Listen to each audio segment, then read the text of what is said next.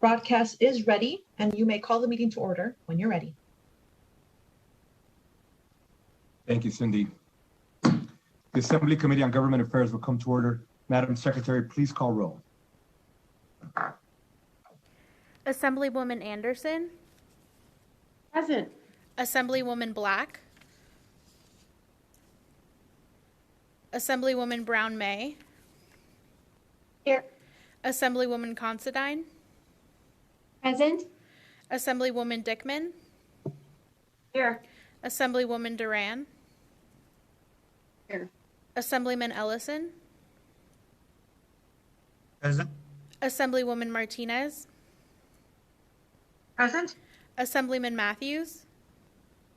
Here. Assemblyman MacArthur. Here. Assemblywoman Thomas. Here. Assemblywoman Torres. Here. Chair Flores. Present. Madam Secretary, please mark Assemblywoman Black as absent excused. Do have a quorum. Good morning, members. As always, I want to remind you to please keep your microphones muted. Unless you are speaking, of course. Please keep your cameras on at all times. Today should be relatively short. We have two presentations. I expect members will have a lot of questions, and naturally that's the process. I want to remind those of you speaking to please state your name after each question so that you can help our staff with minutes. I also want to remind folk who are waiting for public comment that we're going to be doing that at the end of the hearing, or today's meeting, better said, and that I ask that you please keep your remarks to 2 minutes. And lastly, for those of you following virtually, as always, everybody has a unique setup, which is why you see people looking in so many different directions. No office looks the same. So with that, we're going to take the agenda slightly out of order. We'll start off with the presentation by the City of Reno. Good morning and welcome.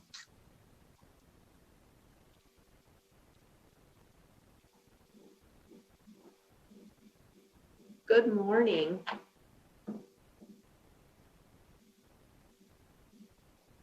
Good morning.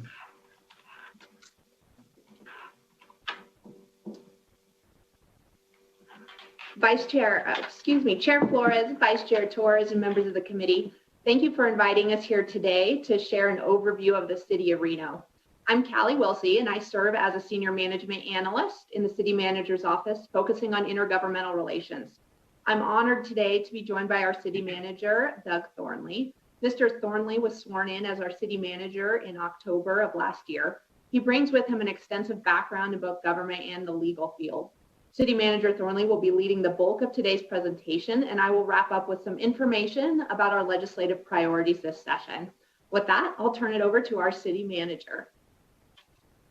Thank you very much, Ms. Wilsey. Good morning, Chair Flores, members of the committee. For the record, I'm Doug Thornley, the City Manager in Reno.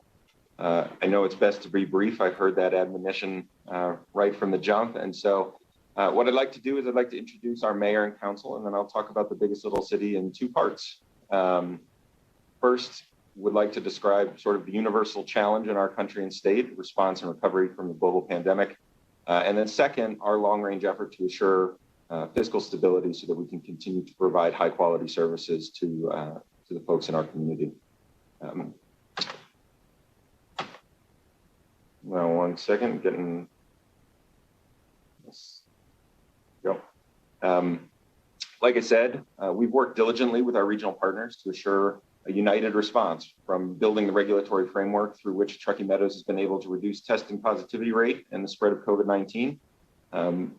What that means, we'll talk about in a little bit, but we've done a really good job here in Washoe County of working collaboratively to make sure that those responses and those frameworks are uniform across all jurisdictions. Really quickly, our 7-member board has a mayor and an at-large council member, and then the rest of the city is divided into 5 wards. You see them here on the screen. Hillary Sheevy is our mayor, Jenny Breckus is in Ward 1, Naomi Doer in Ward 2, Oscar Delgado in Ward 3, Bonnie Weber in Ward 4, and Naomi Jardin in Ward 5. They have admirably led our community during this pandemic event. But we haven't worked alone. The state, Washoe County, City of Sparks, the Washoe County Health District have been tremendous partners in coordinating our regional response, from communications to distribution of PPE, and of course the now underway effort to vaccinate our community. The Regional Emergency Operations Centers run points on effectively and efficiently delivering all of those services to our citizens. As a city, though, we are particularly proud of the support we've been able to offer our employees, businesses here in Reno through temporary regulatory flexibility, maximizing the use of CARES Act funding. In addition to reduced and deferred fees for business licenses and other services, we've allowed certain outdoor operations so that businesses can remain open and comply with social distancing requirements. We worked hard to make sure that people could safely keep working. And of course, that effort required significant investment. Our council identified a dozen priority categories to guide how we'd spend the $46.7 million of CRF allocated to the city of Reno. Like every jurisdiction, we had certain hard costs. I'd like to highlight, though, a couple of special points. First, you see down there, number 12, remote education relief. We spent $2.7 million to buy thousands of laptop computers for the Washoe County School District to be distributed to their students who didn't have the infrastructure at home to participate in distance learning. Second, you see number 8, we spent $1.6 million on COVID-related mental health response that we'll talk about a little more detail in just a minute. The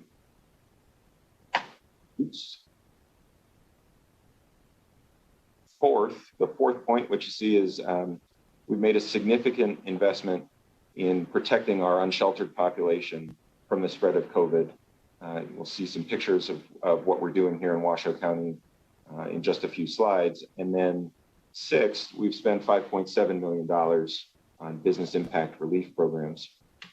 What that means is that we've been able to provide financial assistance to 776 local businesses. While I'm happy that we got that extra one, it would have been serendipitous to have 775.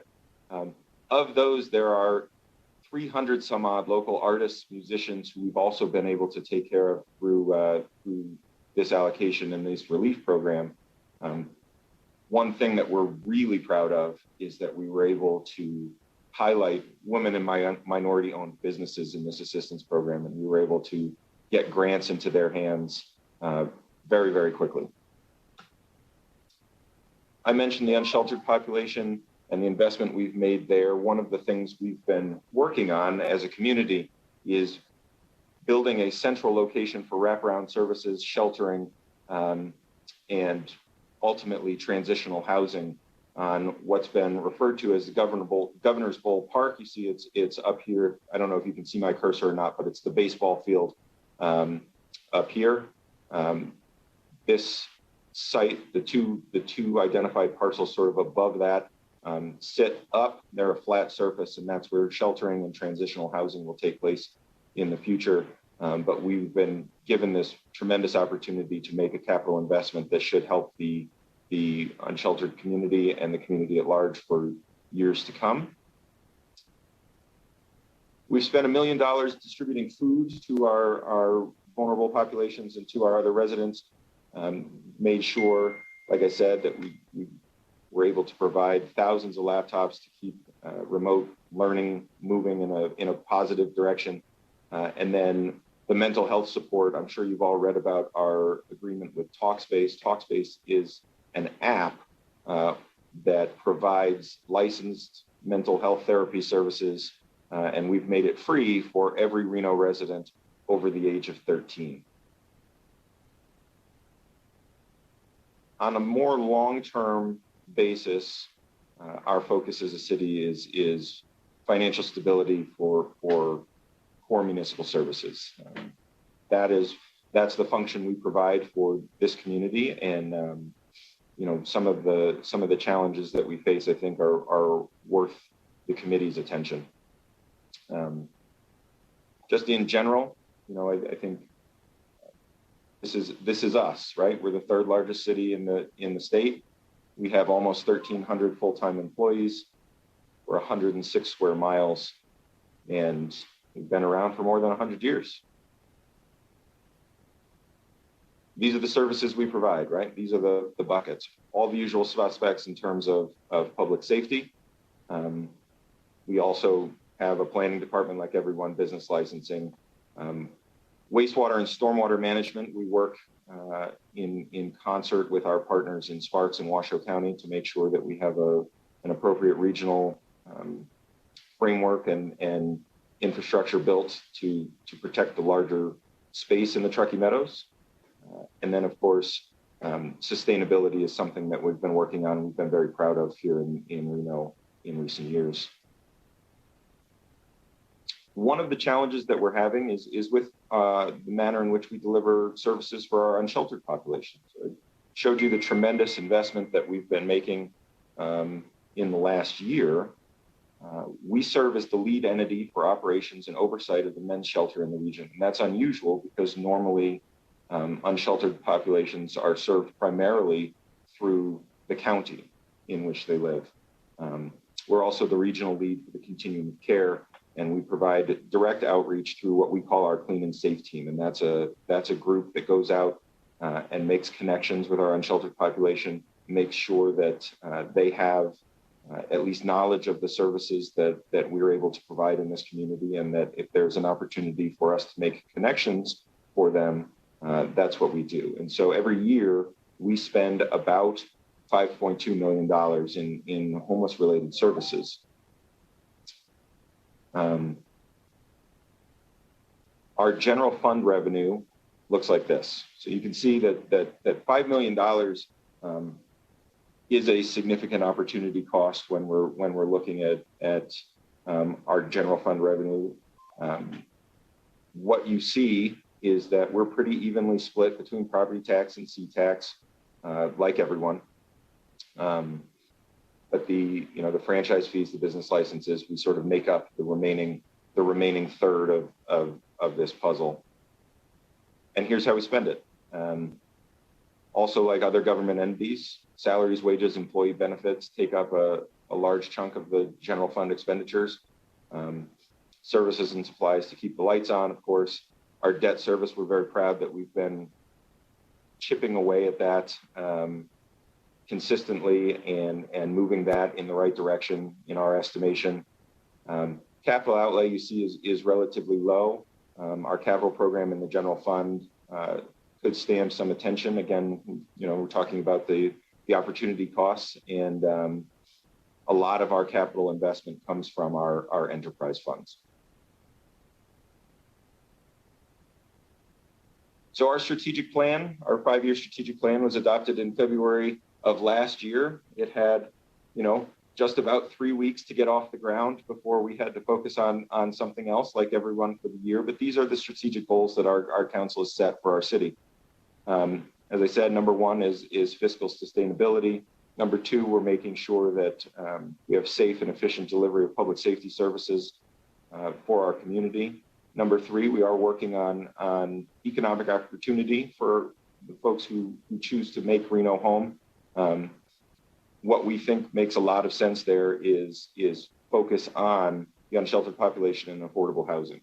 And that's really where that opportunity cost comes to bear. Reno has a housing division, and the money that we are spending in terms of the continuum of care is money that would otherwise go to supporting affordable housing in our city and in our region.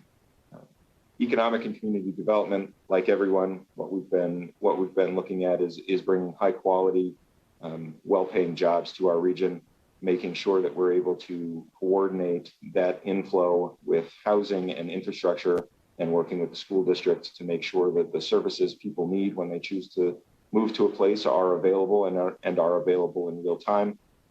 And of course, like every city, we are focused on infrastructure, climate change, and environmental stability. We're very, very proud of the public artwork that we've got in the city of Reno, and preserving things of historical significance has been a priority for our council. And so what that means really is it all comes back to that first goal.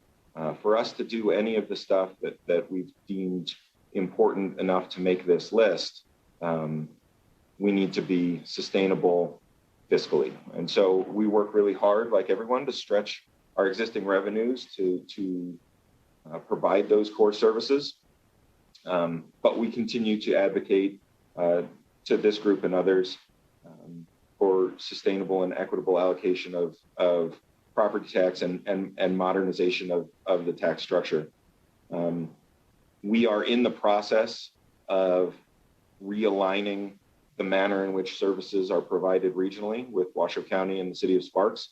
And those discussions, we hope, will yield a positive result for everyone involved here in the relatively near future. I am going to stand by for questions. You can see on the screen that the city's legislative priorities are up, and I'm going to hand this back over to Ms. Wilsey. Thank you very much. Thank you, Mr. Thornley. So as you can see, the city has two bills that we are carrying this year, and they both relate to what City Manager Thornley was discussing about fiscal sustainability and really making that one of the highest priorities so we can accomplish all the goals that our council has set out. The first one is Senate Bill 73, and this authorizes a ballot initiative to provide funding for parks, recreation, open space, and natural resources.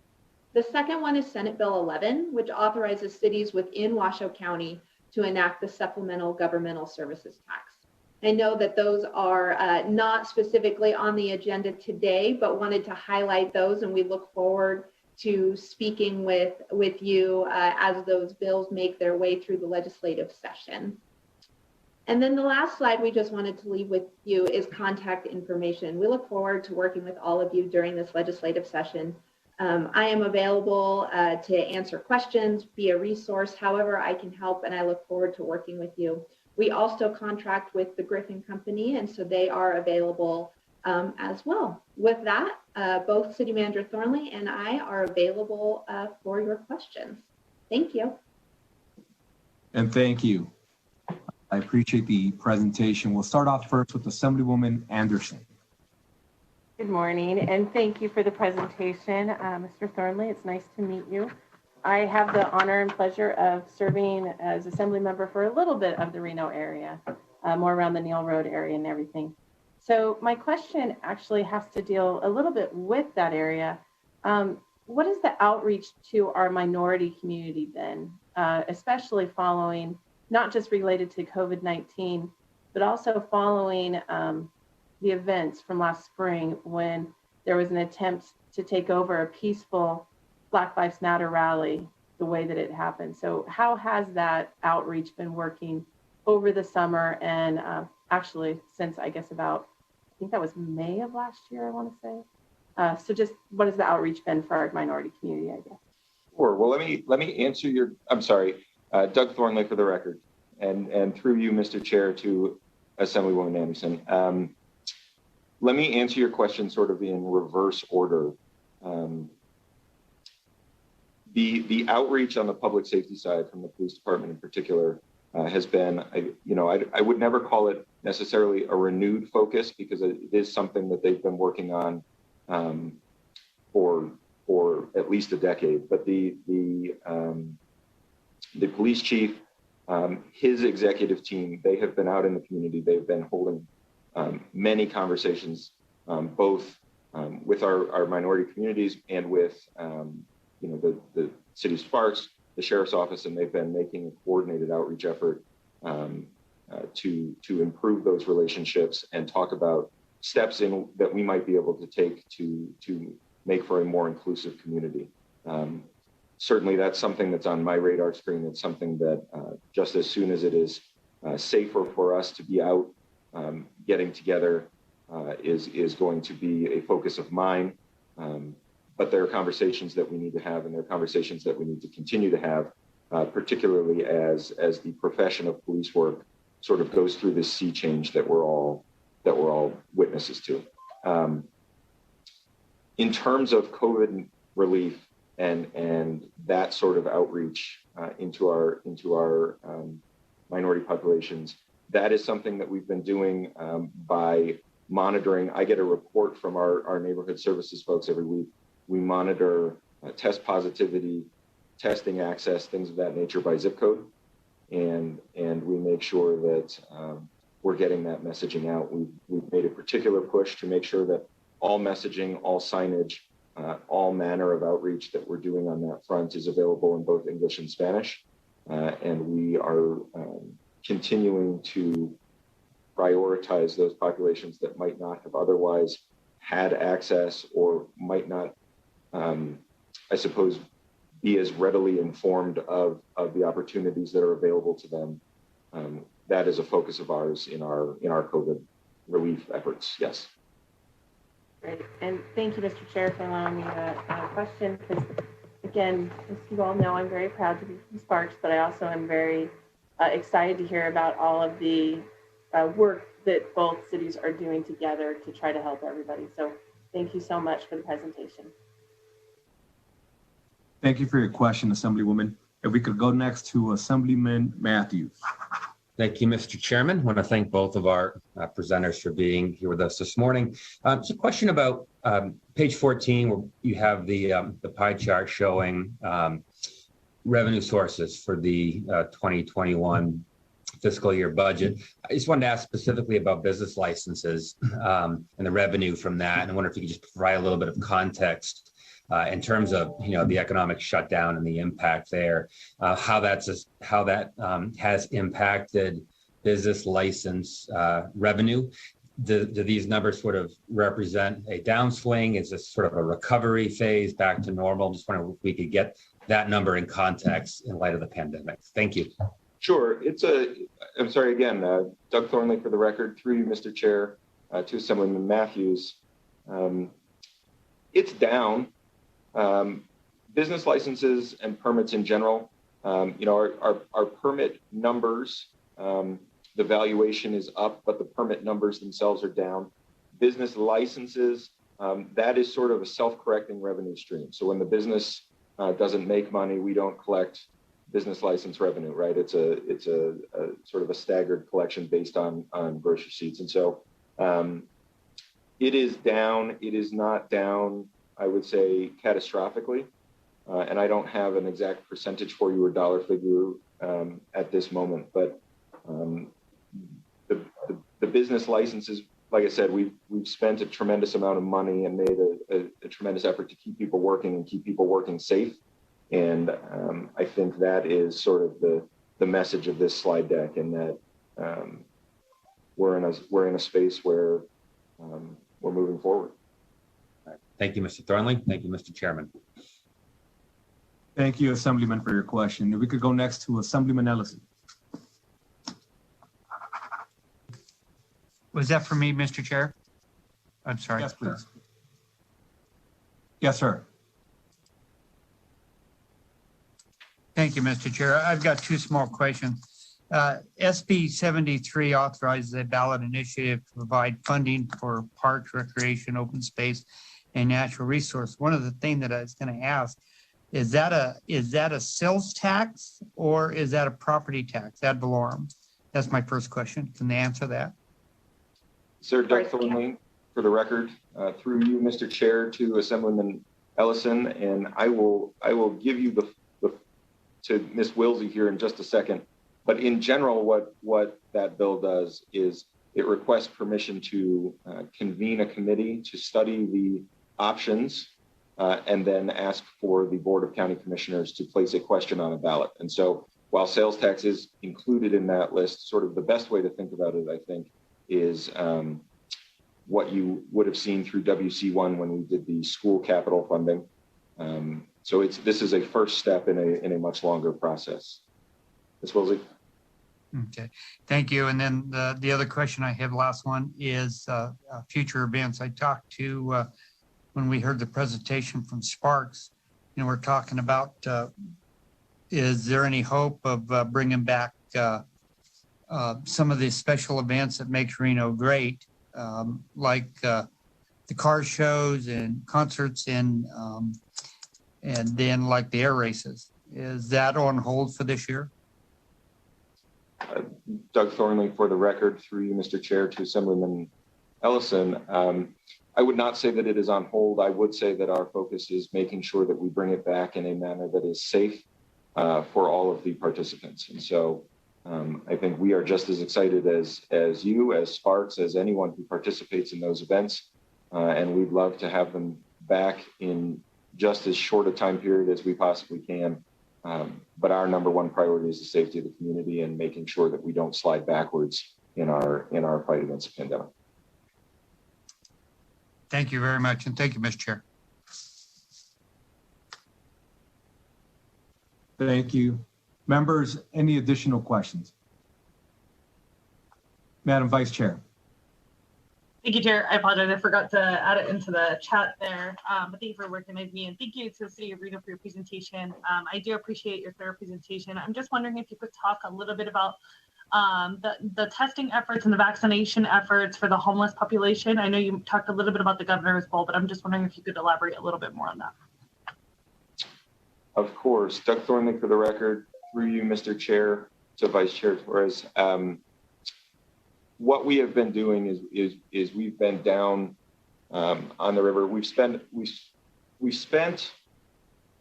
the amount escapes me, but it exceeds $2 million to expand testing capabilities in Washoe County. And so we contracted with Walgreens and we bought up sort of all of their capacity to test, and we've made it free to all of the citizens here in Washoe County. So all they have to do is make an appointment, they show up, they get tested, and they have their results in just a few hours.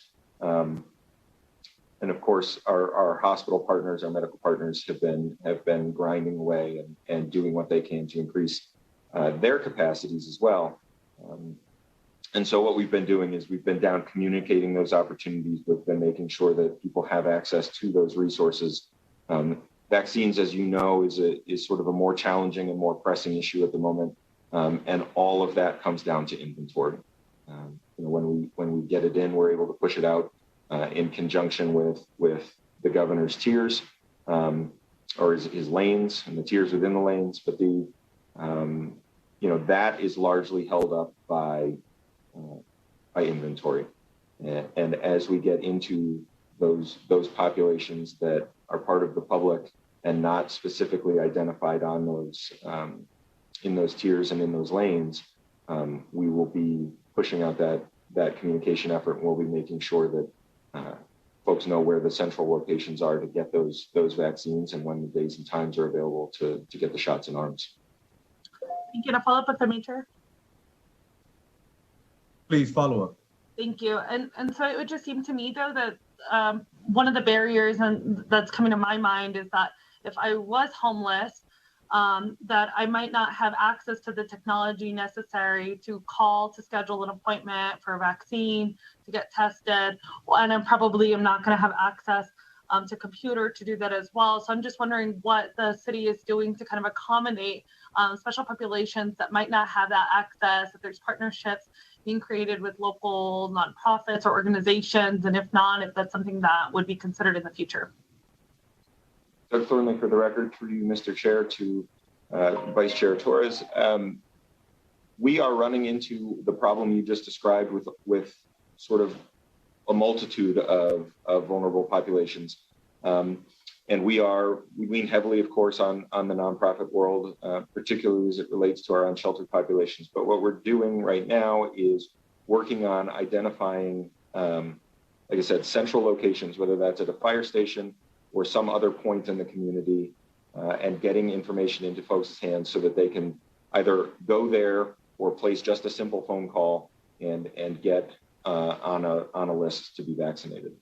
Like I said, it's not unique. That issue is not unique to the unsheltered population, but it is something that's on our radar screen, and it is something that we're working through in terms of what's the best way and the most efficient way for us to get our arms around all of those populations and get them on a list to get vaccinated.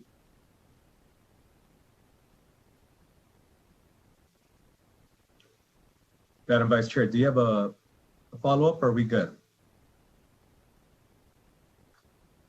I think that's sufficient. Thank you, Chair. Thank you. I just had a quick question to follow up on a topic that was previously brought up. I know some members of the Nevada Legislative Caucus have been in a task force to try to identify some of the concerns we've had with COVID and getting it into the community. And I know having that information in Spanish has been crucial and at times difficult to do. I'm just curious to know, you mentioned that you're putting a lot of that information out there in Spanish. Is that something you're contracting out, or you have somebody in-house doing that? So the way, Doug Thornley for the record, Chair Flores, the way we've been handling communications as it relates to the pandemic in general is through the Regional Information Center. We've been coordinating messaging with our partners in Washoe County, Sparks, and the Health District. Here in Reno, we have a person she is an independent contractor, but she translates all of our work into Spanish and makes sure that it's accurate and is pushed out into the community. The broader communications plan with our other groups did include translation into Spanish as part of that plan from the get-go. So we are not alone in that endeavor. But in Reno in particular, we do focus on making sure all of our communications are available in English and Spanish. Understood. Again, thank you for your presentation. Members, did I accidentally skip anybody? Please unmute yourself and state your name for the record if you have a question.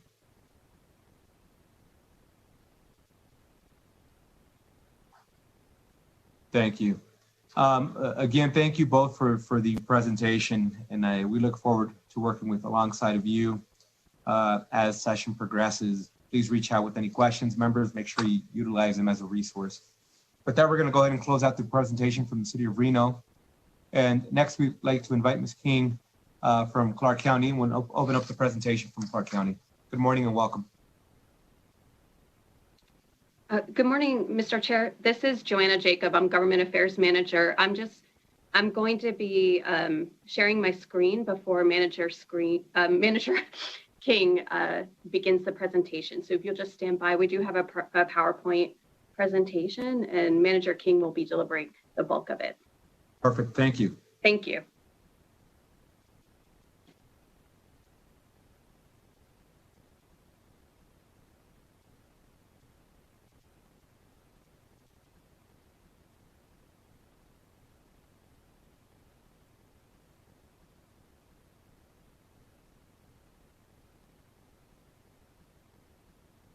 Okay. Okay. Good morning, Chairman Flores and Vice Chair Torres and members of the Government Affairs Committee. My name is Yolanda King, and I am the Clark County Manager here in Clark County. Today, joining me as part of this presentation, I have Jessica Colvin, our Chief Financial Officer, and Kevin Schiller, Assistant County Manager, and as mentioned, Joanna Jacob, who is our Government Affairs Manager. Moving on to the next slide. Just want to briefly cover the governance structure for Clark County. It is a commission county manager form government whereby it includes 7 commissioners that are elected on a partisan basis. These 7 elected commissioners in turn hire a county manager who is responsible for directing the day-to-day operation of the organization and serves at the pleasure of the board. The 7 county commissioners, they do cover a geographical area of 8,000 plus square miles, which essentially spans from the Utah, Arizona, and California state lines, as well as over to the Nye County line. The 7 represented commissioners for Clark County are noted on this slide, and then their names are listed starting from left to right. The governance structure for Clark County also includes other elected officials such as a recorder, treasurer, assessor, constables, and the sheriff office. And we are structured under NRS Chapter 244. And then there's also various county codes that also dictate what the policies and the structure are for the county. Moving on to the next slide. The community of Clark County, it includes 14 unincorporated towns.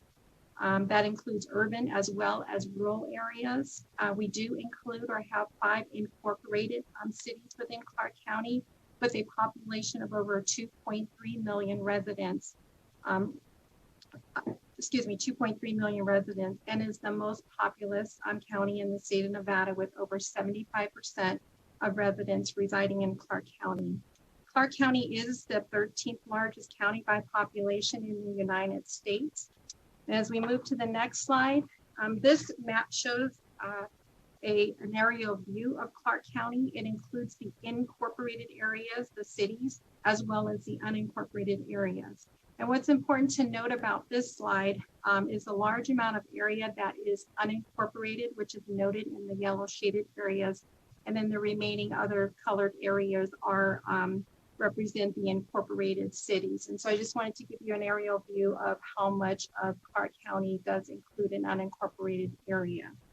Moving on to the next slide, the Clark County population is represented by 5 cities as well as an unincorporated area. There are a little more than 1 million residents, or 45% of Clark County's population, that resides in unincorporated areas of the county. And if the unincorporated areas of Clark County were incorporated into a city, Clark County would be the largest populated city in Nevada and the 11th largest in the nation. Please note that the unincorporated areas are important to note on this slide because it's Clark County as a jurisdiction who is responsible for providing those municipal-like services to those residents who live in an unincorporated area. And then the incorporated areas, obviously those cities are responsible for providing services to those residents who live within those cities. Moving on to the next slide, just a quick overview and continuing on with the overview of Clark County. This slide shows that county commissioners serve as governing bodies for several boards and districts, and those are noted on the right-hand side of your screen. The next slide, Clark County's economic driver includes tourism and includes gaming, and is one of the top convention destinations in the world. Prior to the pandemic, Clark County was the #1 trade show destination in North America for 24 consecutive years. And prior to the pandemic in 2019, Clark County attracted over 42 million tourists to our valley. And as we all know, it is home to the world famous Las Vegas Strip. It includes the room inventory of over 160,000 rooms. And it includes 17 of the 20 largest hotels in the United States and 11 of 20 of the largest hotels in the world. Moving on to the next slide, this is just a very quick overview of the Clark County organization and how we are formed as a government. As I mentioned, we have the county commissioners. It's the commissioner county manager formed government. This organization chart represents over 38 plus departments, and it also includes operating on a day-to-day basis and maintaining the 10,000 plus employees that we have included as part of our organization.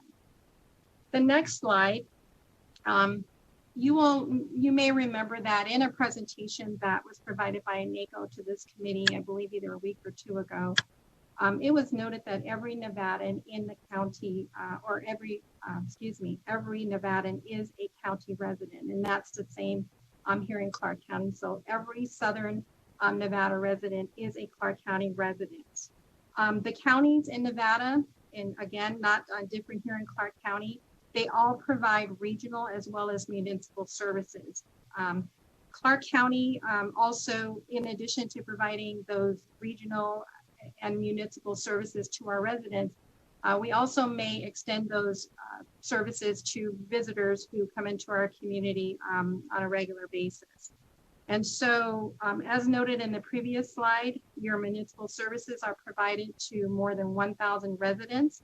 Our regional services are typically those county human services or those social safety net type of services, and they are provided to every resident in Clark County, regardless of if they live in a city or the unincorporated area of Clark County.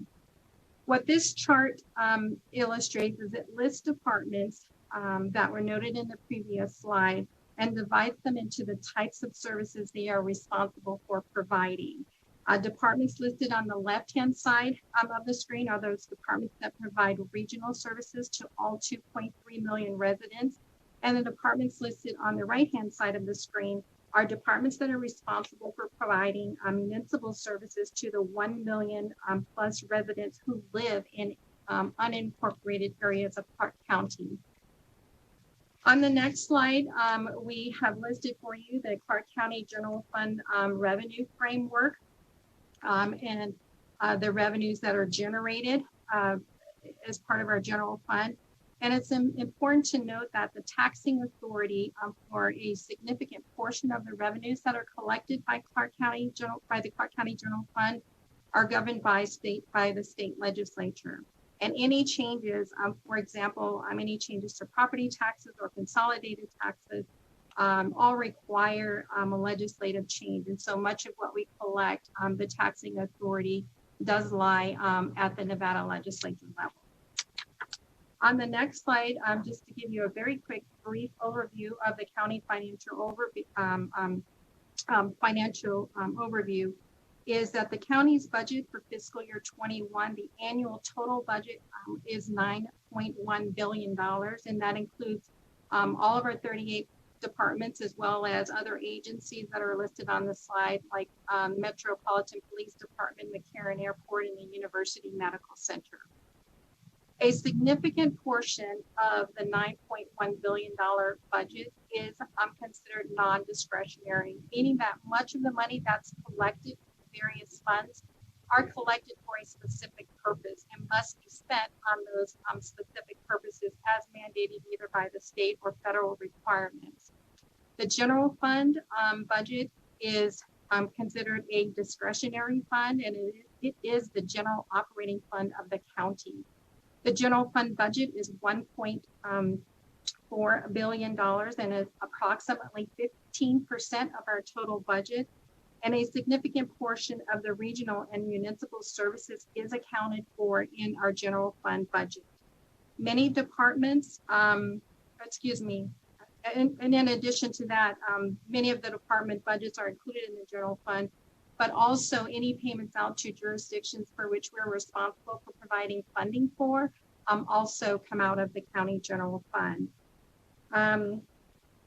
And discussions going forward with regard to the county budget in this presentation will focus on the general fund, particularly since that is our general operating fund of the county.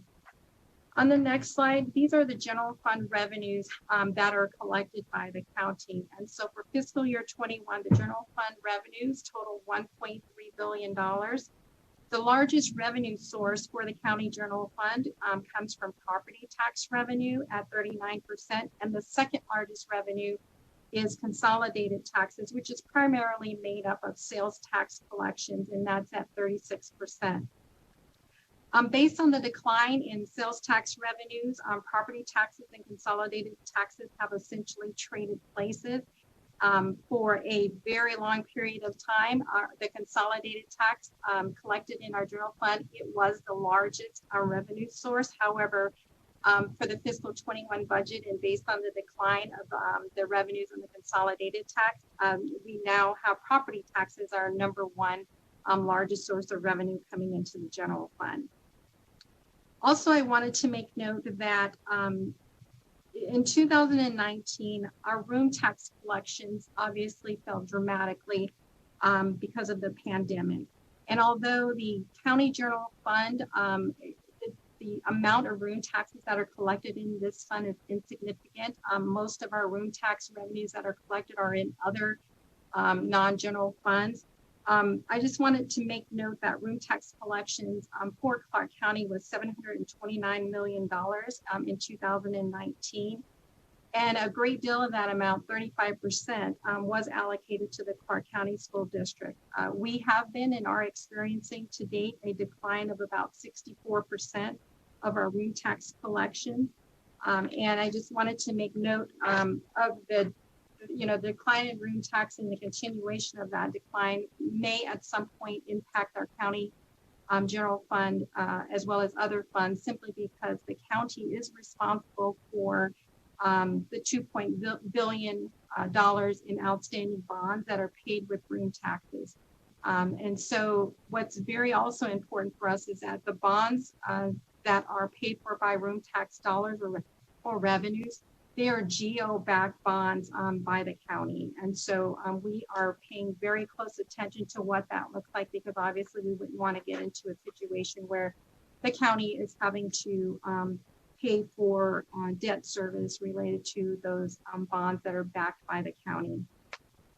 Moving on to the next slide, this pie chart illustrates the general fund expenditures. Clark County general fund expenditures are budgeted at $1.4 billion, of which 50% of those expenditures are budgeted for towards the public safety function. 50% of the public safety function includes two slices that are shown here on this pie chart. You have the public safety function at 16.4%, and those include departments such as juvenile justice and family services. And then there's a separate slice for which the county is responsible for providing funds to the Metropolitan Police Department, as well as the Clark County Detention Center. So Las Vegas Metropolitan Police, they are responsible for providing those policing services to the residents within the unincorporated Clark County area. They also provide services to the residents in the city of Las Vegas. Clark County and the city of Las Vegas are responsible for sharing in Metro's expenditures. And so Clark County pays roughly about 60% of Metro's budget. And then on the detention side, Clark County is responsible for paying 100% of the expenditures for the Clark County detention. And as I noted earlier, there are other jurisdictions that include providing a subsidy to the University Medical Center, as well as some intergovernmental transfer payments that are paid to the state for state match for Medicaid funding that comes back down to the University Medical Center. On the next slide, I have mentioned that, based on the pandemic, it has caused a dramatic decline in our consolidated revenues. And that it is estimated that we will experience about $139 million loss in consolidated tax revenues over the next 3 years. Moving on, I'd like to switch courses a little bit, and I'd like to talk about what Clark County has done with regard to the public health response. And it should also be noted that the Southern Nevada Health District is the designated lead agency for addressing the pandemic here in Clark County. However, Clark County is partnered with the Southern Nevada Health District, and we quickly activated what we call our Multi-Agency Coordinated Council, or the MAC, as you may have heard, and that was a framework that we had set up during the 1 October incident. So over the next few slides, I would like to focus on what Clark County's response has been to the pandemic, and keeping in mind that this has been working hand in hand in partnership with the Southern Nevada Health District. So this slide shows that Clark County received $295 million in direct CARES funding. And given that the county is the social safety net for residents in Clark County, the Board of County Commissioners early on set a budget and prioritized the expenditure of these funds. The prioritization for the board was to make sure that as much of the funds that were received by the county were dedicated to our residents, particularly in the human services type of expenses. This chart shows that as of December 30th of 2020, we had spent $275 million of the $295 million that was received by the county, with over 46% dedicated to human services. Payments included as part of the human services category include housing and utility assistance. It included basic needs assistance, which would include addressing food insecurities, emergency shelter programs, and programming for financial support for working families to assist with distance learning. Now, while the $295 million was directly received by the county, and at that time, we were on track to spend the full $295 million by the end of December of 2020, However, we did receive additional funding as well as that deadline for this set of CARES monies was extended, but we were on track to spend the full $295 million that was required at that time in mid-December. And then also I want to make a special note that, you know, all of the programs that are listed on this chart, that roughly about 10 million of the $295 million that was received by Clark County, only about 10 million of that was used for payroll, salary, and benefit reimbursements to our for our county payroll. So as you can see, a majority of the dollars that we received did go to assist the community. Moving on to the next slide, I just also wanted to point out over the next 3 slides or demonstrate some of the outcomes that were achieved with the use of the CARES funding. Clark County, in coordination again with the Southern Nevada Health District, stood up community-wide testing. We staffed these sites. We administered close to 500,000 tests. And to help expand the testing capacity in Clark County, we paid for 242,000 tests that were administered. The most notable achievement with these funds, moving on to the middle column, was that the funds were provided to stand up a testing lab at UMC. UMC's testing lab was built with the capacity to process over 10,000 tests per day. And the lab supported not only urban hospitals, but as well as some of our rural hospitals and even one outside of Clark County.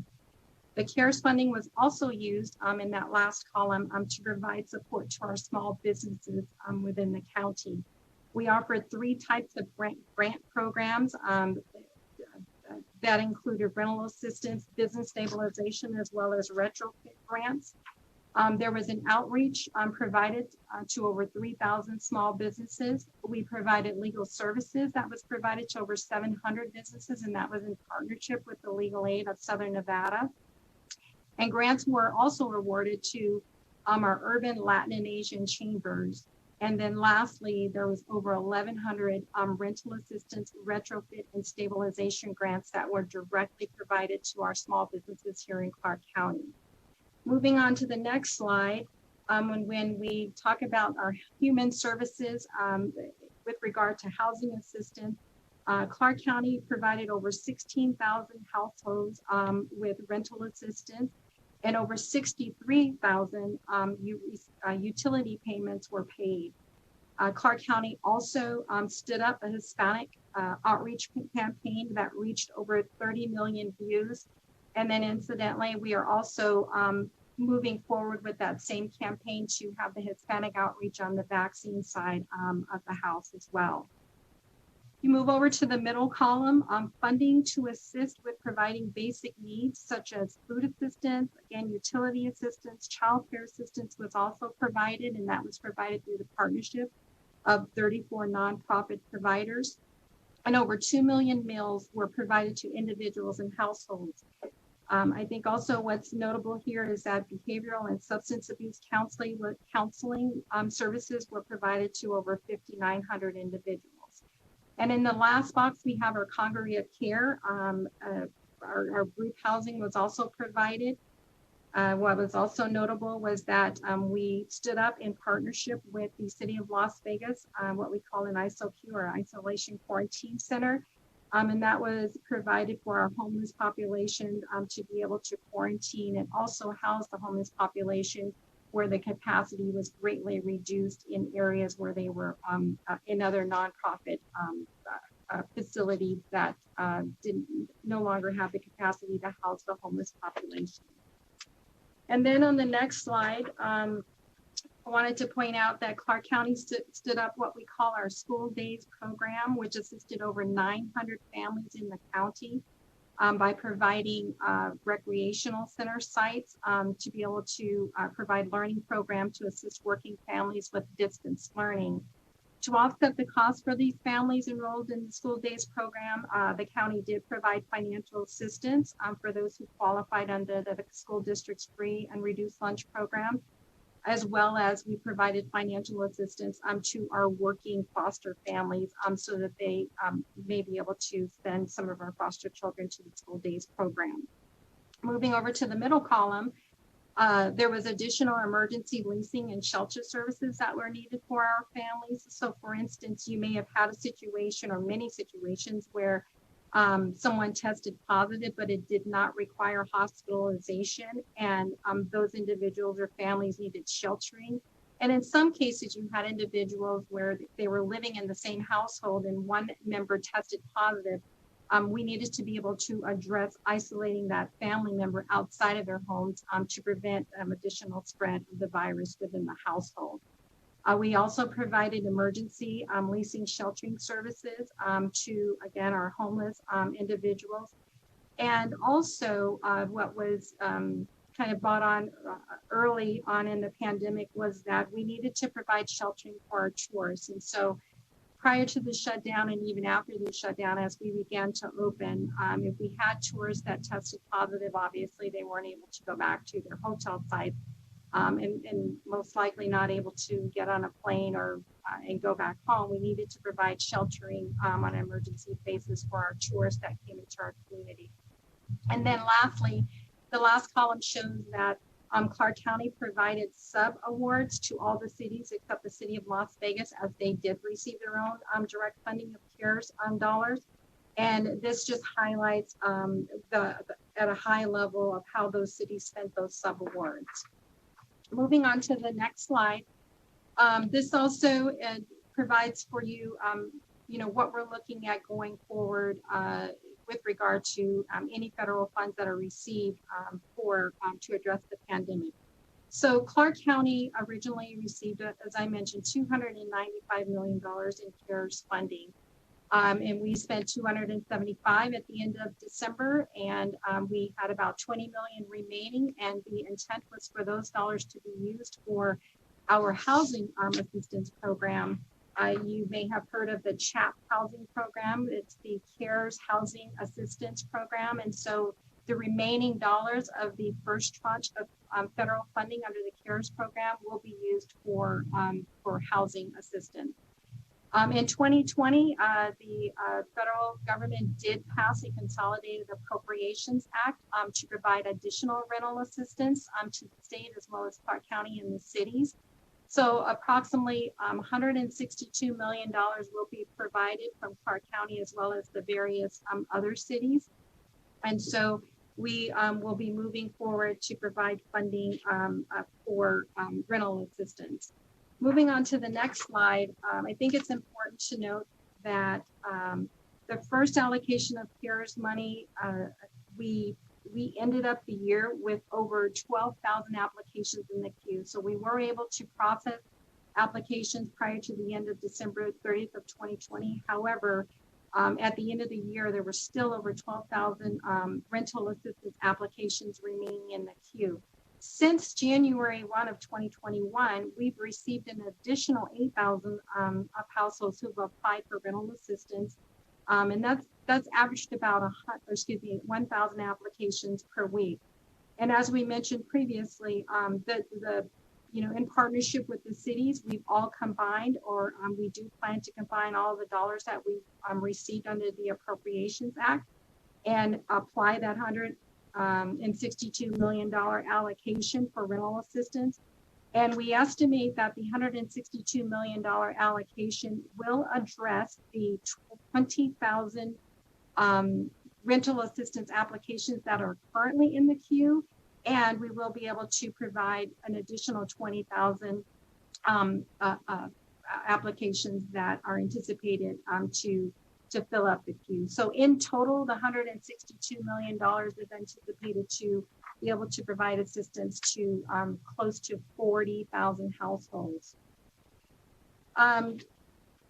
Chair Flores, on the next slide, I don't anticipate or plan on going over these slides unless there are questions, but we just wanted to point out to you that the county, we do have 4 legislative bills, and if you or any of the committee members have any specific questions related to those legislative bills, Joanna Jacob is available either today or or at another time to be able to answer questions, but I didn't want to get into any details unless it's at the pleasure of the committee. So with that, Chairman Flores, that concludes my presentation for today, and I'm open to any questions that you or the committee may have. Thank you. Okay, thank you for your presentation. Members, as always, I ask that we refrain from asking any questions relating to any particular piece of legislation. We'll have an opportunity to vet that at a later time. However, any other question at this point is fair game. I know it's such a broad presentation, but we'll do what we can here. So we'll start off with Madam Vice Chair. Thank you, Chair, and thank you, Clark County, for your presentation. And I want to begin just by noting that I recognize the important role that Clark County has played in prevention, but then also response to COVID-19.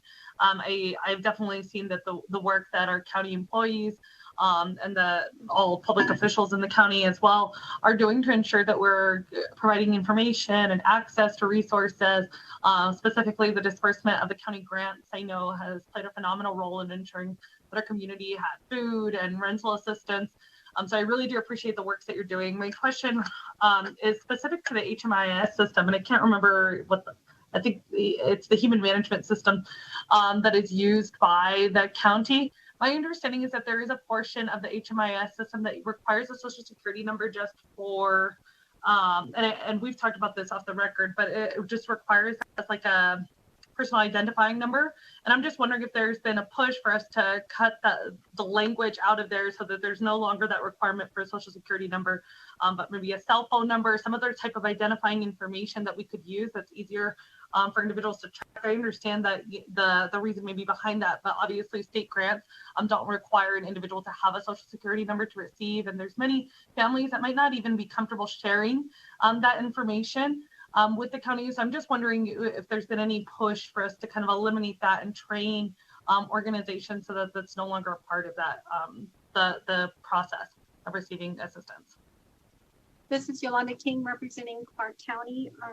Through you, Chairman Flores, to the Vice Chair, I would like to ask Kevin Schiller, our Assistant County Manager, to address that question. Good morning. For the record, Kevin Schiller, Assistant County Manager, through the Chair to the Vice Chair. As you probably know, as we rolled out rental assistance and the nonprofit funds, the HMIS piece has always been a central piece of how we track. Part of the issue that was tied to that initially is depending on what federal funds we were utilizing pre-CARES, that's where that came from. We were able to eliminate that in the rental assistance component. And I would also echo, we're actually trying to merge our HMIS system into state welfare, working with the state right now to create a consolidated effort. But to your point, and I'll just use the diverse population, Hispanic population, Estatus Manos as an example. One of the key issues we ran into is obviously we had high testing positivity rates and a lot of barriers to eliminate for access to both testing, and we're also looking towards that with vaccination. So we have been able to, through use of evaluating the Treasury guidance, remove where those requirements are, and we'll continue to do that as we move forward as more funds come available. So we basically identified that on the onset as a barrier and have continued to address it. Thank you. And a follow-up if I may, Chair. Please follow up. And my understanding goes that the HMIS system is used for other programs as well. So while I appreciate that it has been that question has been eliminated from that rental assistance application, I believe then that it would still be a part of other state funded grants that the county is using. So I'm just wondering if there's been an initiative to I guess make that more mainstream, right? So that if something is a federal grant, perhaps that requirement is still there, but that if it's a state grant, that requirement, that expectation is not there. Yeah.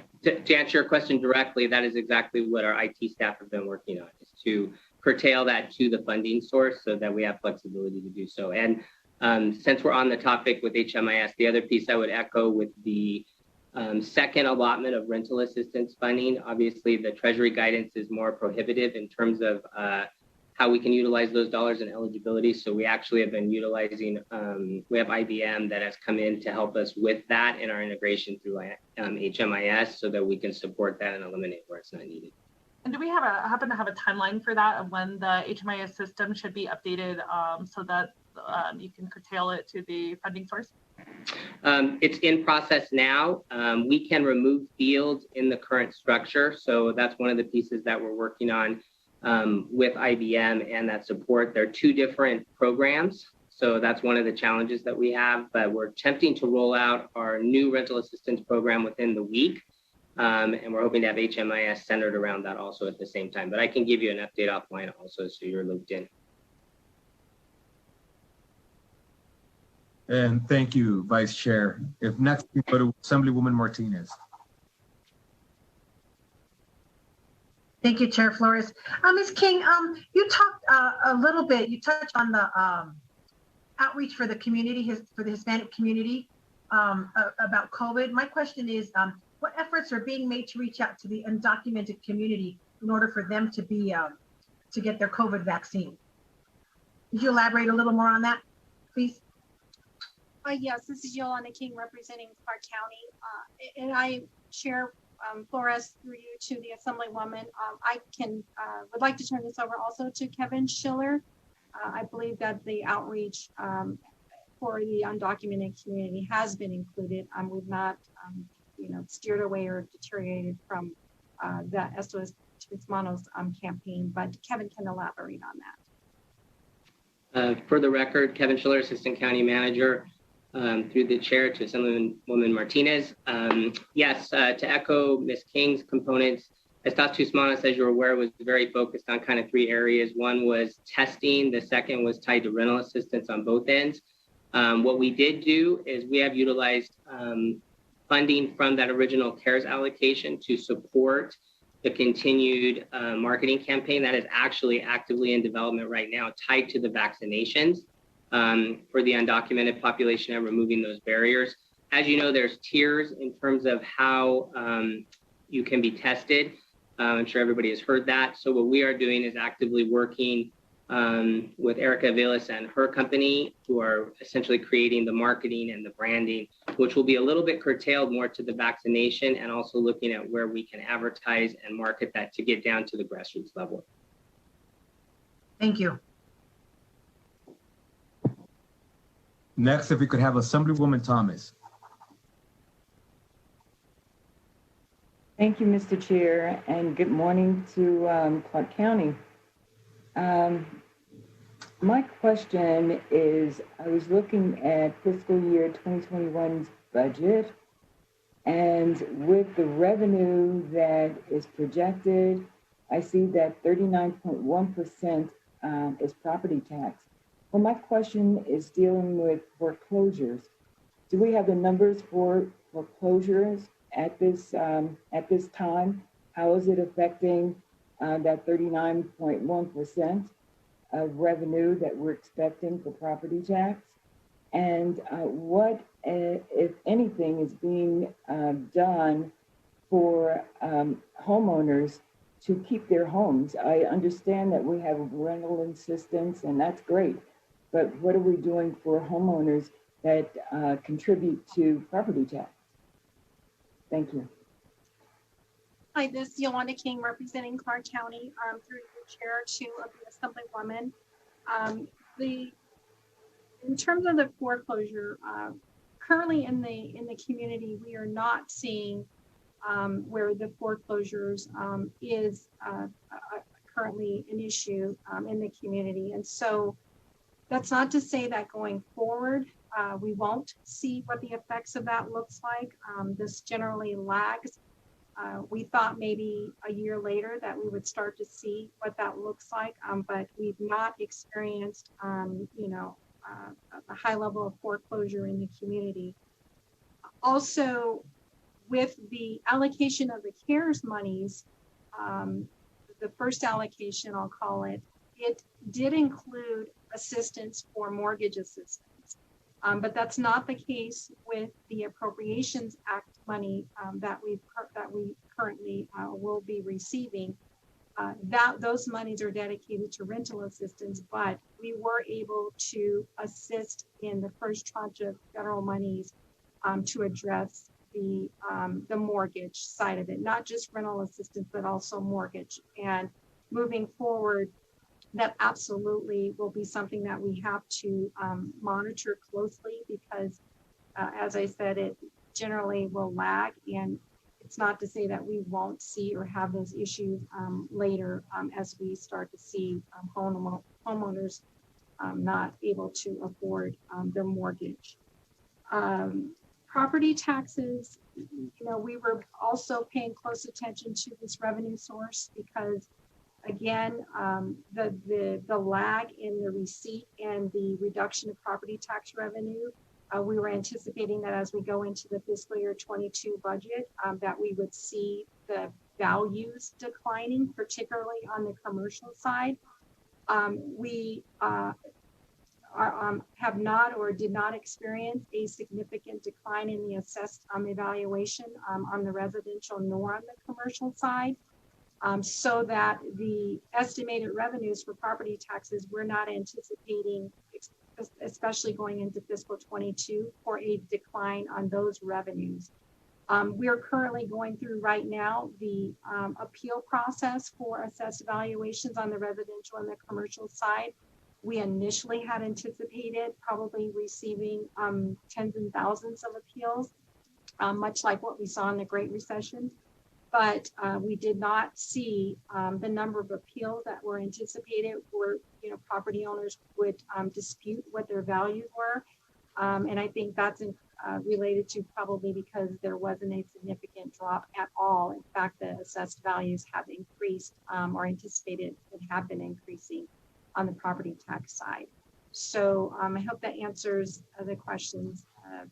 It's kind of just still up in the air with regard to the assistance that may be needed in the future. And obviously we will work through what that looks like for our community if we start to see an increase in foreclosure, and hopefully there will be some federal assistance provided to assist those families. Thank you. Well, thank you. And Chair, a follow-up question, please. Please follow up. Thank you.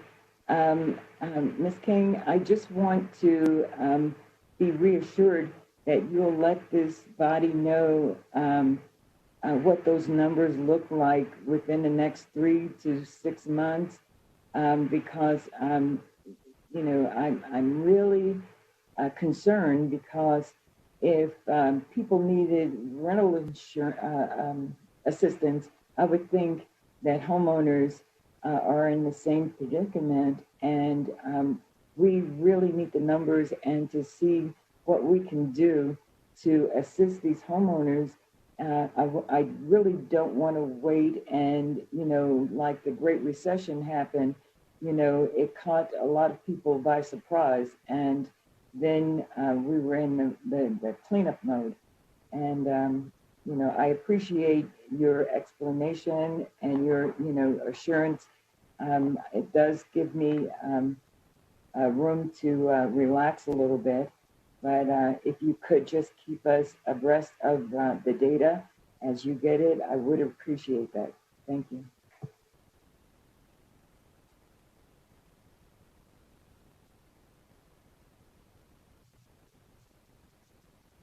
I don't know if, Ms. King, if you wanted to respond. I know that it was just a quick follow-up comment. With that, we'll go to Assemblywoman Considine. Thank you, Chairman Flores, and thank you for the presentation. As an Assembly member who represents mostly, my district is mostly in unincorporated Clark County, I really appreciate all of this. And I would like to go towards a question about the bonds.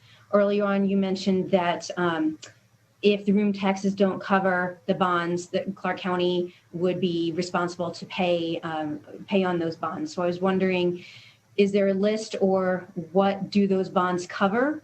And also, if it comes to the point where the room taxes don't cover what needs to be paid on those, which of those, if any, are recoverable? Thank you. Yolanda King, representing Clark County, through your chair to the Assemblywoman.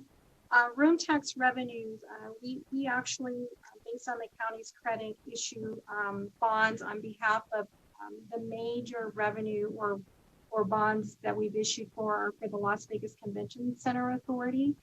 We've also issued for projects that occur on the Las Vegas Strip area.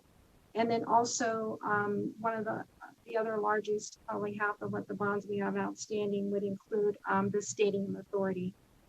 So I'm assuming that you all are familiar with, recently where we've had to utilize some of the reserve funds with the stadium bonds to be able to make the debt service payment.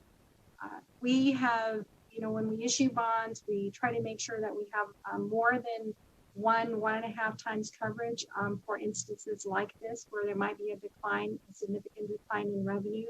And then we also try to make sure that our funds or reserve funds are include funding so that if for whatever reason revenues decline, that we're able to provide debt service payments to kind of weather the storm, for lack of a better term.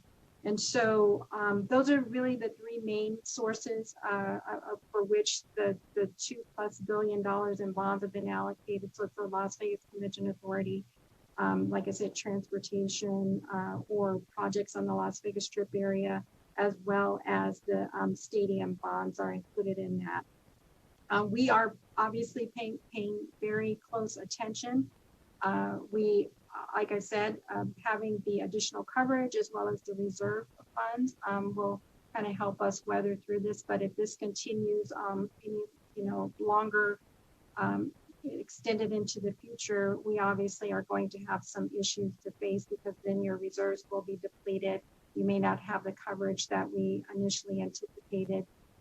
And really what that looks like for our community is the county general fund would have to pay back the debt service, which we obviously would not have the ability to be able to pay for the debt service payments for all these outstanding bonds. So what that means is then that could possibly mean a tax increase, property tax increase to our residents here in Southern Nevada. What's also must also be highlighted is that, should there be, and trust me, we're going to do everything possible to avoid the situation. But if there is a property tax increase, in order to be able to pay for those debt service payments, they are not limited to the property tax cap, so would be at the full value of what the property tax imposed to be able to pay for that debt service. Chair, if I may have a follow-up? Follow-up, please. So if for some reason it does go that far and the property taxes are raised or it's money's taken out of the general fund, is there any provisions or any possibility that later on down the line, when economically everyone is in better shape, that money could be recoverable and returned to the general fund or offset for property taxes in some way? Yolanda King, representing Clark County, through you, Chair, to the Assemblywoman. We would absolutely we would take a look at that.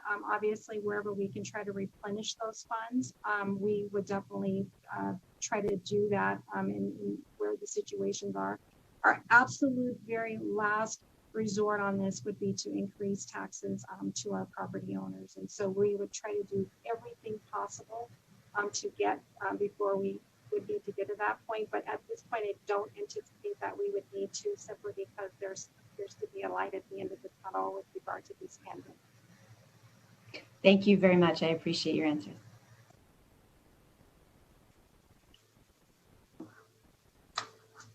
Next, we have Assemblywoman Anderson.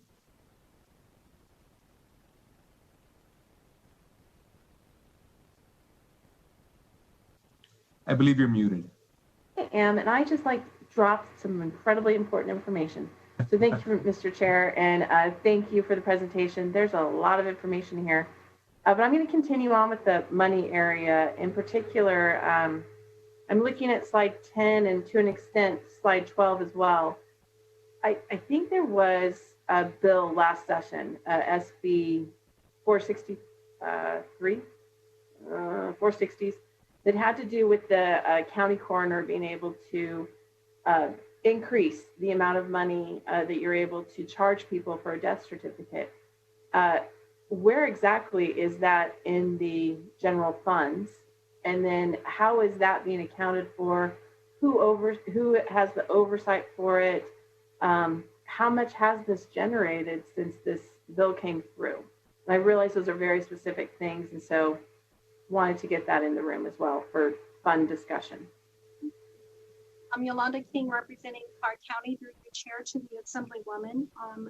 Yes, I believe that was SB 463 that you're speaking of, Assemblywoman, that was passed in the last session.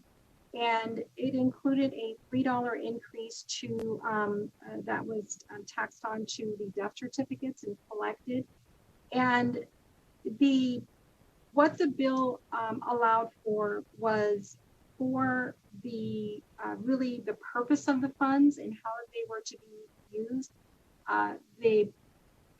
The use of those funds was expanded to include expenditures that were related to mass casualties, as well as training and seminars.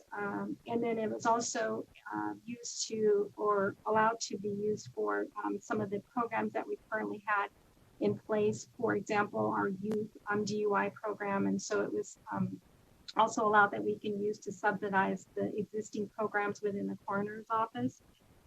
So yes, we are collecting those dollars. As I mentioned, there's the $3 assessment on death certificates. And so it's the Southern Nevada Health District. They collect those dollars and in turn turn them over to the county.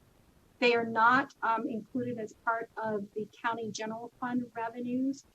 As I mentioned early on in the presentation, these would be considered dollars that are collected for a specific purpose. And that purpose is outlined in the statute. And so we set aside these funds in a separate fund to be able to account for them and to ensure that they're used for how the statute has outlined for us to use those dollars. And so you wouldn't see those here on the revenues side in the general fund. In terms of the amount of dollars that have been generated, I'll have to get that information to you. I do not know that exact dollar amount, but what I can tell you is that to date, we've not spent any of those dollars. And so we probably will need to take a look at what's been generated and what we can spend it on. And I believe it's a permissive language. And so we probably would also need to take a look at it. There's still a use for those dollars. Thank you. Thank you. Follow-up, Chair? Follow-up, please. So I understand that this is all in the NRS language, but who is overseeing it? And is the report being given to people to make sure that the money is being utilized the way that it was envisioned? But really the larger question is, who is ensuring the proper usage? What is that outside, I guess, auditor, for lack of a better term at this time? Yolanda King, representing Clark County. I'm through you, Chair, to the Assemblywoman. So it is Clark County who oversees the expenditure of those funds, just as any of our funds within our county coffers. So any expenditures related to those funds, they do go through an audit process through our budget office as well as our comptroller office. We are well aware of how those dollars can be used and spent. And so any expenditure that occurs out of those funds or any funds of the county, it is our responsibility, the county finance, to ensure that we are spending those dollars appropriately. And so it would be the county who oversees, and it would also be us, the county finance department, who's responsible for making sure that it's spent accordingly. To my knowledge, and I will follow up with you on this, I do not believe that there is any report that's provided to any group of individuals or people in terms of the dollar expenditures. But like, as I mentioned before, we've not had any expenditures out of this fund to be able to report the expenses and how they've been paid. Thank you. And thank you, Mr. Chair, for that. For the allowance of that follow-up question. I would like to see a reporting and how exactly the money is being utilized and everything. I realize that is the county oversight, but since this is a brand new law and brand new information, it's something that we need to be looking at, and whether or not the money is in fact being utilized the way that it was envisioned. So thank you so much for that answer, and thank you, Mr. Chair. And thank you, Assemblywoman. If we could go back to Assemblywoman Considine, please. Thank you, Mr. Chair, Chairman, and for the additional question. My question actually has to do with the Clark County wetlands.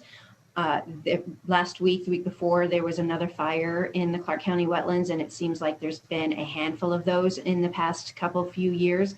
So my question is essentially if there are entities, Water Reclamation District or any districts that are getting together to discuss fire suppression or a way to protect the wetlands or find out why we're having the fires there. Yolanda King, representing Clark County, through you, Chair, to the Assemblywoman. I will need to follow up with you on that. I know that most of the fires that occur within the area, there's a federal jurisdiction that comes in to kind of combat the fires that are occurring there. But I'll need to follow up in terms of if we have a coordinated effort to determine the cause of the fires, if there's anything for prevention purposes that we can do on Clark County as well as at the federal level. Thank you very much. Really appreciate hearing from you on that. Thank you. Members, any additional questions? Please unmute yourself and state your name for the record.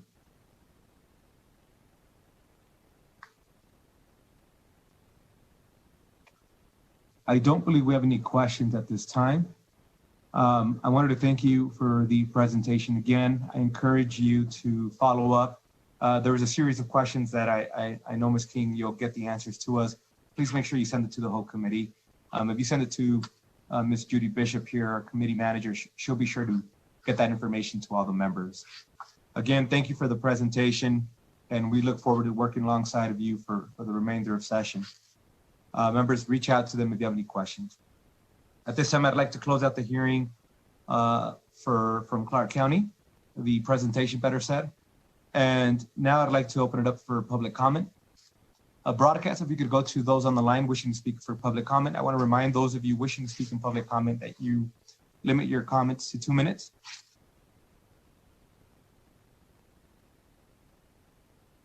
To take place in the public comment queue, please press *9 now.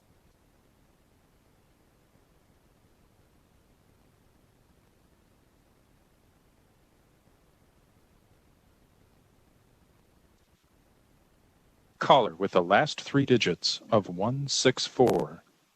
Please slowly state and spell your name for the record. You will have 2 minutes and may begin.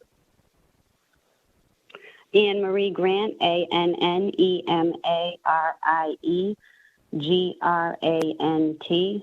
My brother, Thomas Purdy, was 38 years old when he was asphyxiated to death by Washoe County Sheriff's Office on October 4th, 2015. We took him off of life support on October 8th, 2015. My brother was a guest at the Peppermill Casino in Reno when he had a mental health crisis and asked security for help. Security called Reno police, who hogtied my brother in the Rip Hobble restraint that says on every page of the manual, never use to hogtie a human being, let alone for 40 minutes. The entire time they kept my brother face down, Reno police did, and the knee in his back while they filled out their paperwork while he was hogtied. 40 minutes later, they dumped him up at the jail, still hogtied. The sergeant thought my brother was acting so strange. They told us my brother was talking crazy, not making any sense. In reality, when we finally got the video, my brother was begging for his life while hogtied, telling them he was going to die, telling them that he couldn't breathe, telling them that he had had major lung surgery. It took us months to find out the actual truth. They did try to get us. The Sparks police came to the hospital just to really get us in our grief and try to garner information out of us to use against my brother and justify their murder of my brother. The jail went on to kill another man after my brother, Justin Thompson. They asphyxiated a man before my brother, Nico Smith. And I was at the jail this past summer with my 12-year-old nephew, my 19-year-old son, and my brother, Daniel, holding a banner for my brother. One of them came up. Well, they surrounded us 6. One of them kept their hand on the gun the entire time. I know my time is almost up, so I just want to say, please do not support bills that protect bad officers. Please support bills that promote transparency and accountability. Thank you. We're very sorry to hear that happened to your family member, and thank you for joining us this morning. Broadcast, if we could please go to the next community member wishing to speak in public comment. Chair, the public line is open and working. There are no more callers at this time.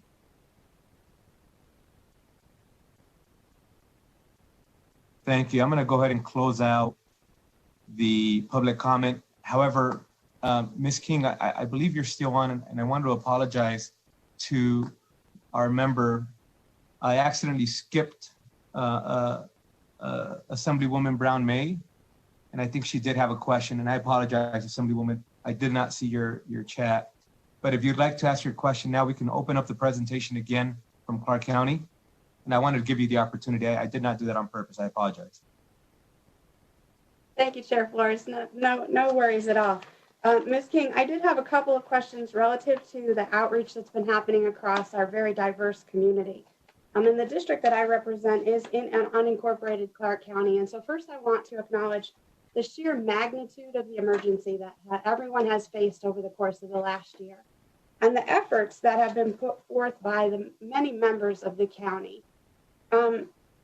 With specific interest, though, my district is most concerned about evictions and COVID-19 having access to that. But really, I think it's more about those who are not utilizing English as a first or primary language, right? So we heard you talk a little bit about outreach to the Spanish community. We know that, or the Spanish-speaking community, rather, we know that there was some difficulty in how that was initiated throughout the county at the onset of the pandemic.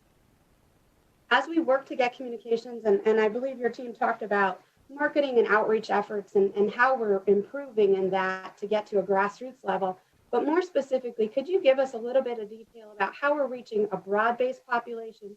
And by that, I mean people who may not be speaking Spanish or may need special access, like people who are blind or visually impaired, people who are of the deaf community. How are we reaching other languages besides English? I'm Yolanda King, representing Clark County through your chair to the Assemblywoman. I believe Kevin is still on. Yes, so I'll turn it over to Kevin. For the record, Kevin Schiller, Assistant County Manager, Clark County, through the chair to the Assemblywoman. So good question. A couple pieces I want to highlight that I didn't talk about in my previous answer. One, on the Hispanic outreach and where we started with that was kind of driven based on looking at our testing positivity rate in other areas when we kind of focused in. And obviously that was done in somewhat a degree of chaos at the onset. You kind of echoed that. The other piece I would echo is that the CARES, I'm going to call it CARES 1.0 funding, those CRF funds were pretty flexible in terms of how we could utilize those dollars. As you know, with the second round, it's more tied to rental assistance, and we do not have the flexibility of those dollars. Through Ms. King, we've been able to utilize some of those flexible dollars in the first allotment to support that marketing and outreach. To your question, we are directly coordinating with the health district specific to our marketing campaign right now and development on vaccination tied to those areas. So not just specific to the Hispanic population, but also to the African-American population in conjunction with also looking at others that have barriers to access. To give you an example, we are currently exploring mass vaccination sites and implementing that across the region through use of some of the local churches and congregations, and also trying to look at how we use that through an ADA process and in terms of those populations that have difficulty. So to answer your question, it's complex, but that is incorporated, and we are trying to look across all populations, both from a diversity perspective and a disability perspective, because we recognize how significant that is. I would echo it's a little limiting because we do not have funds allocated to us through the second allotment of funds to support this marketing. So we're really trying to do the best we can with the dollars that we have to be inclusive in that, because we recognize without the vaccinations, it clearly is going to impact our ability to recover. Thank you, Chair Flores, for that. And I appreciate the comeback. And if I could just end with a comment. Yes, please, follow up. Thank you, Chair. I appreciate the efforts of the county really to reach this very broad population that we have. Know that there are many, many folks and my email inbox is filled up with lots of people who are very concerned about where do they go to get the appropriate information, especially with regard to evictions and vaccinations. So I feel like we can continue to focus in that way just to make people feel as though they have access, where I think that the better our communication strategy is, obviously, the better our residents will be. And thank you very much. And thank you. Now that I've opened the presentation by Clark County again, I just wanted to make sure that I did not miss anybody else.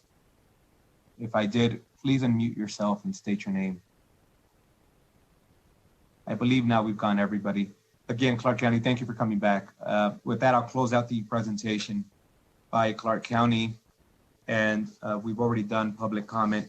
Members, I want to remind you that we're going to continue with our presentations for tomorrow. We'll be having a presentation by the Washoe County Sheriff's Office. And then on Thursday, we'll be having some bill presentations again. Just make sure you give yourself an opportunity to read those bills and any review that may be necessary so that you're prepared with questions for tomorrow. Again, thank you for your questions today. This meeting's adjourned.